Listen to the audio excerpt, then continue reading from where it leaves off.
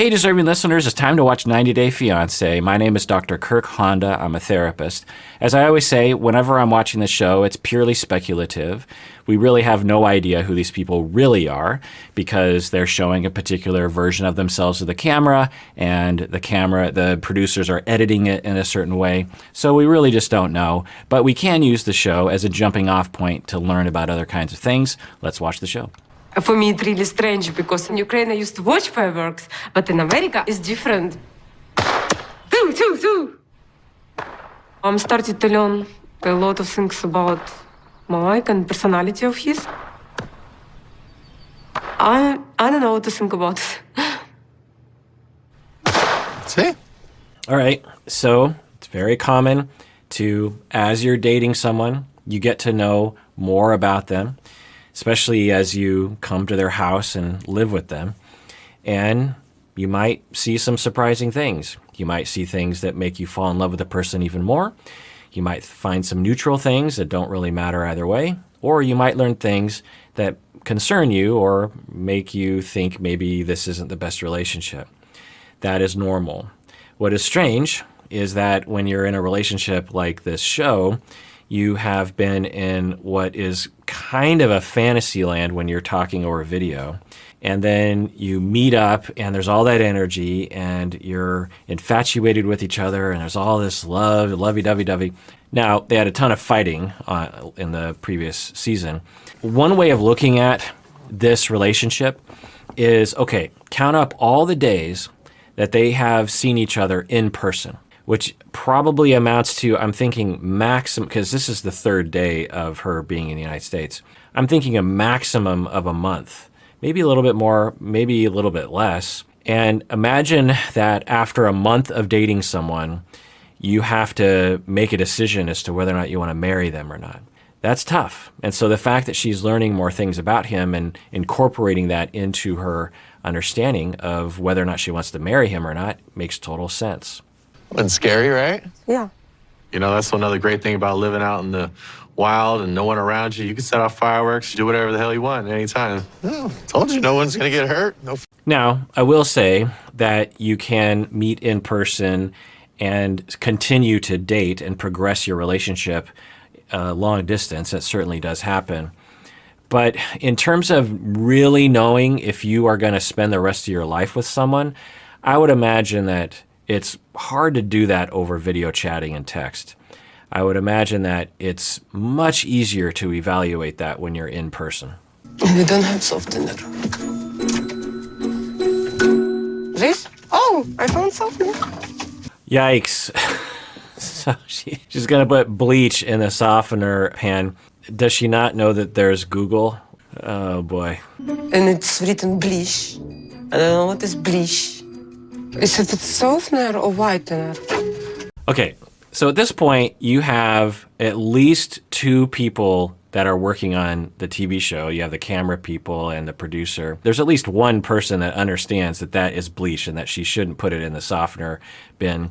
And they should say something. I mean, that's an ethical thing right there. You should be able to say, no. You don't do that. Maybe they will. Let's watch. Everybody knows it. Like, you don't scare fish. And he started to shout rockets, like, oh, baby, it's fun. It's not fun. And I said it to him, and he ignored me. Like, no respect. Like, I came, and the fridge was empty. The house was cold. A lot of details. Oh, my God. All right, so we're hearing her complaints, and there's nothing wrong with her having those complaints. Is she going to talk with him in a way that is open and respectful and gives him the opportunity to adjust and give her and meet her needs? Or is it going to be done in the way that it looks like it has been done, which is she tends to get emotional and overwhelmed, and then she shuts down and doesn't say anything, and then I think walks away from those interactions feeling as though he doesn't really care, even though he is hugging her in that last episode. He's like, hey, you know, tell me what's going on, talk to me. And they aren't really talking about her concerns. So maybe we'll see that in this episode where she actually says, okay, I got to tell you all my complaints here. I have this complaint, I have that complaint, I have that complaint. Because I actually think that Mike is open. Now, I don't know how willing he is to hear that kind of thing, but I think he's capable of hearing her and adjusting. But we'll see. We start and to build it. It's not a good news when you don't trust each other. We have only 90 days. But we don't talk about wedding because he realizes, I realize, we don't know yet.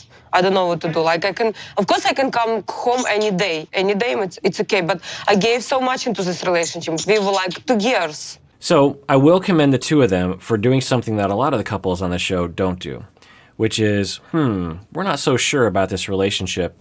Let's hold off on the engagement and let's see if we're compatible before we get engaged, before we forge ahead. And the two of them are doing that. So it's great. In a sense, we're not watching a 90-day fiance couple right here. We're watching a couple that is dating, and they're trying to figure out whether or not they're compatible or not, whether or not they want to go to that next step of being engaged. So I need to give it more time. Maybe the problem is fixable. I don't know. But this is not fun. Now, what a lot of people will say who will email me or comment below is a K-1 visa is supposed to be for couples that have dated and gone through all the steps to make sure that they are compatible and that they do want to marry each other. And the K-1 visa is not a time to get to know each other. It's supposed to be the time when you get married. You're supposed to know for sure that you want to get married before you even apply for the K-1 visa. So I just want to point that out, that some people don't like this show because it makes it seem like the K-1 visa is a dating period when in fact it's supposed to be the time when you're sure 110% and you get married in that time.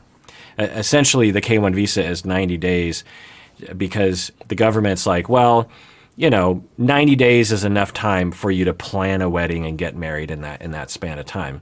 It's not supposed to be 90 days to figure out if you want to marry that person. I cannot stand this man. Michael works in Seattle, and he has to commute. So every morning, he wakes up at 3 a.m. and goes to work.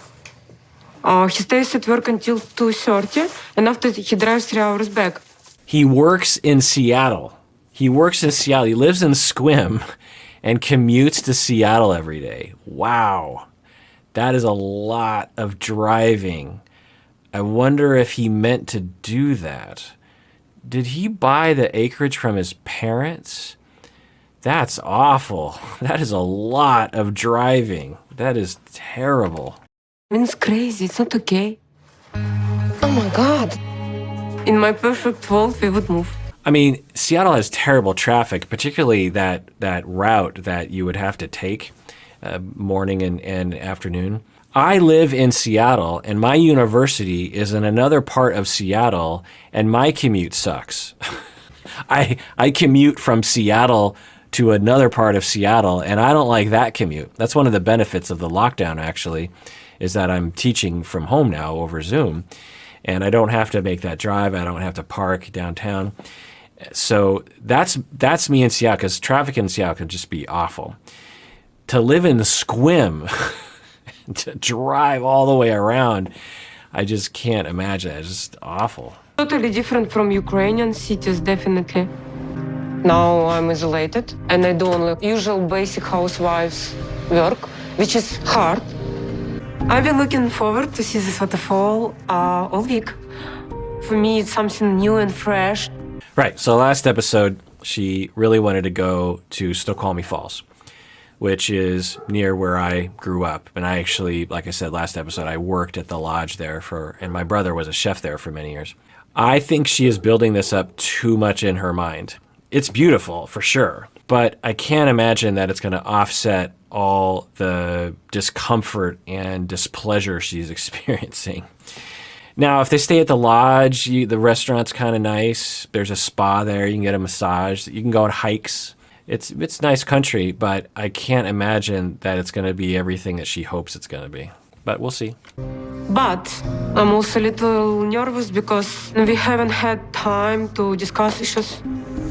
I have been thinking a lot about our problems, And I wanna work on things with him, but I don't know how he's going to react. Great. I really commend her for this. I really hope that she gives him a chance. Now, maybe he'll fail, but thus far, she has not given him a chance. She hasn't said, this is what I want, this is how I feel, this is what I want to work on. I suspect that if she isn't hostile and she lays it all on the table, that things will progress, in the normal way that couples progress, with bumps in the road. Because thus far, she's been real uptight and not said what's happening for her, which is justifiable. She is overwhelmed. She doesn't like living there. She's cold. I don't understand why they don't turn up the thermostat, but whatever. She doesn't like the way he listens. She doesn't like fireworks when there's a pond around with fish. There's nothing wrong with talking about it. Give him a chance. Let's hope that she does that. Natalie's been here for about a week, and I'm not trying to put our issues behind us or anything, but I'm very busy with life and job and everything else right now. Oh, it's beautiful. I love it. So I thought it'd be a really nice idea to get away to a nice hotel at Snoqualmie Falls. Yeah, it's beautiful. Yeah, so that's the restaurant that I used to work at. Officially, I was a busboy for the banquet services. There's all these banquet halls. There's a lot of conventions and whatnot. And yeah, it's a nice restaurant. Actually, I have, if any of you watched my shelf video, should I say this? Yeah, I'm going to say it. Me and my wife, we occasionally go to this restaurant, and they have these little rocks, river pebbles, that are on their dinner tables. And we took one of them, and it's on my shelf. I might have said on the shelf, I might have pointed to some things and said, oh, these things are between me and my wife, and don't worry about it. Well, that was one of them. We stole a rock. And so if anyone is watching any owners of the Salish Lodge, I'd be glad to compensate because it's only fair. Tonight I figured we'd just come here to this nice restaurant, and I got us a room, and so we can stay the night and relax. And You're so romantic. I try. Yeah, and the rooms are real nice too. You see the waterfall depending on what side you're on. So this lodge has a long history. Again, if you've seen Twin Peaks, it takes place at this lodge. All the interior shots of the TV show are not the actual lodge itself, but the outside shots are.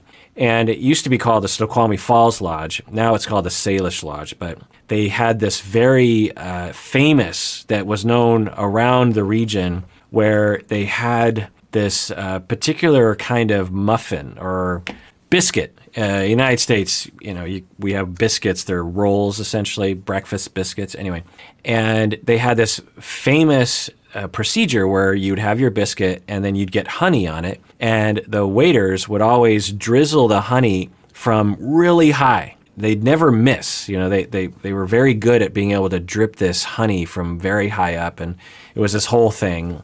The waiter would come over and say, hey, would you like some honey on your biscuit? And you say, yes, of course. And then everyone watches as the waiter does this really complicated thing, and it's like, oh, yay. Thank you. You're welcome, baby. Good evening, you two. May I begin a couple of cocktails for you tonight? No, not coffee. You want a glass of wine or something? Okay, a glass of wine, champagne? No. No? I'll take a glass of red wine, please. Yeah, red wine, indeed. I'm vegetarian. I don't drink alcohol a lot. And religion is one of the most important things to me. But Michael is non-religious. He eats meat. He likes alcohol. And we are not on the same path. It is very hard. So, something wrong with having a deal breaker. Person I marry, they have to be vegetarian, they have to not drink alcohol very much, and they have to be religious. Nothing wrong with that. But you're in a relationship with someone, so how do you navigate that? There's nothing wrong with saying, hey, are you open to not drinking alcohol? Are you open to becoming religious? Are you open to becoming vegetarian? Nothing wrong with that at all.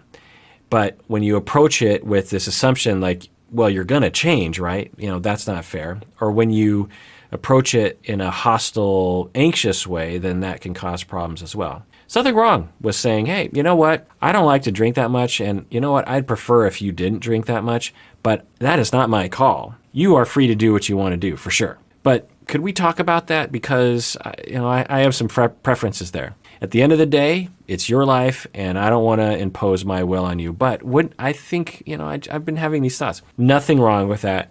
Let's see how she brings up this topic. The other thing I'll say is that, I don't know, but I hear from people who live in her neck of the woods that there is a lot of alcoholism, particularly among men. And when men drink, it's usually a problem. Now, I don't know if that's her situation or if that's specific or if that's still a problem in her neck of the woods, but I have heard that. And so she might have a lot of negative associations with alcohol, particularly around men drinking. So let's continue watching. How are you feeling? You feeling okay? You missing home? It's hard. I know, baby. It's been, you know what I mean? Changes and everything. Okay, so 2 thumbs up. We don't often see this. It's a little stilted, but it's great. She says, or he asked her, how do you feel about things? And she said, it's hard. I would hope she would offer up more than that, but it's a good start. She says, it's hard. And then he says, yeah, I get it. This is starting off great. Again, it's a little stilted in that it doesn't seem to be very fluid back and forth. What I'm looking for is for her to say, oh my God, I have to tell you so much. I did this and this and this. And he's like, yeah, tell me more. Interesting. Yeah, that makes sense. More validation. Just kind of a fluid back and forth. Let's see what happens here. I just want to take tonight and this weekend and relax. You know what I mean? What do you think? Thoughts? Thoughts? What? Your thoughts? My thoughts? Mm-hmm. No, we're just chewing the words sometimes. Do you want me to speak a little bit louder? Just let me know, You want me to slow down? Let me know. Oh, your meat is coming soon. Somebody's lives were taken for you to have dinner. Yikes. Again, there's nothing wrong with saying, I would like you to become vegetarian, but I don't want to impose my will on you. Can you watch a documentary with me? Or would you like to hear some reasons why vegetarianism is better for you or for the world? There's nothing wrong with a little bit of that, but respecting another human being, instead of, as the food is coming out, she says, someone lost their life so you can have that. That's something you say to your enemy, right? Somebody's lives were taken? Because this animal that you're gonna eat gave his life.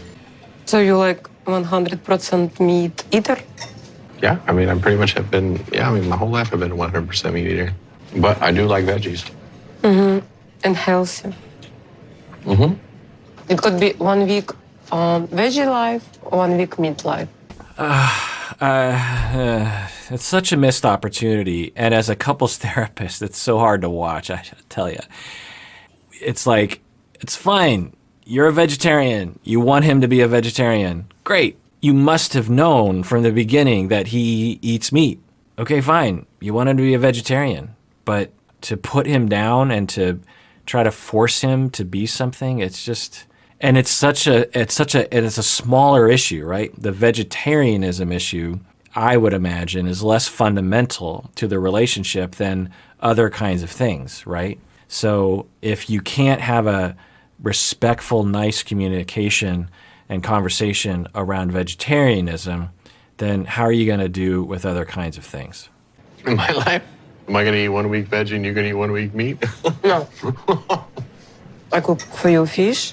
So I will say that Mike is handling it like a champ. I'm guessing he is hurt a lot by this, feels disrespected. I don't know. I'm just going to take a guess on that. But he just threw that out there. He's like, okay, I get it. So he's trying to laugh it off. I'm guessing he's hoping that eventually the subject will just get changed.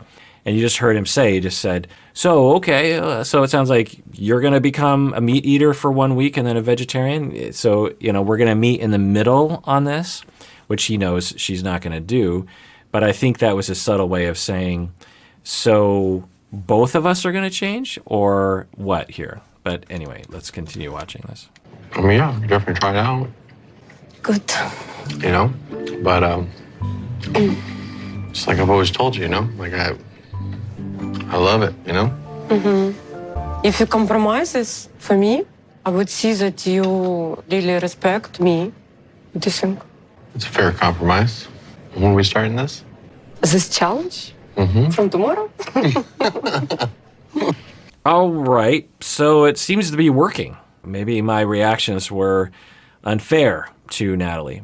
She seems to have effectively convinced him to try vegetarianism for a week or for a time, and he is willing to make that change. So maybe, as I always say, it's not a matter of doing the right thing, it's doing the effective thing. The effective thing is the right thing. And so sometimes doing the wrong thing is effective, or the thing that doesn't look good to me ends up being effective. So what she did seems to be working. He doesn't seem to be hurt. He doesn't seem to be upset. He is adjusting. And so what do I know? The way she communicated seems to be working and doesn't seem to have any, at least explicit, negative effects. So maybe I was wrong. So she's asking me to do this little meat challenge. So I do like 1 week of meat, 1 week off, you know? Sometimes she could be a little pushy and a little demanding on that stuff, but like I said, I'd give it a go. And then, I'd probably make up my own mind from then, because, nobody's going to tell me what I can and can't eat. All right, so 2 thumbs up for that. Mike is clearly hearing from her, and she even explicitly said it, which I'll give 2 thumbs up as well, that she's saying, I want you to make this change because I want you to respect me. To make this change means to respect me. To not make this change means to not respect me. So she was very clear about that. And then he says, okay, if it's that big of a deal to you and I want to respect you, I'm going to give it a try. But he's also saying, it's not likely going to work. I'll be fine with trying a few weeks of vegetarianism, but there's a pretty good chance that at the end of that time, I'm going to go back to eating meat. So, maybe he's thinking, well, I'll cross that conflict bridge when I get there. All right, please comment below. Let me know what you think. I do read most of the comments. There's a lot of comments, so I can't always read all of them, but I try to read a lot of them. And then we also do a video where I actually react to your comments. So watch out for that. And please take care of yourself because you deserve it. You really, really do.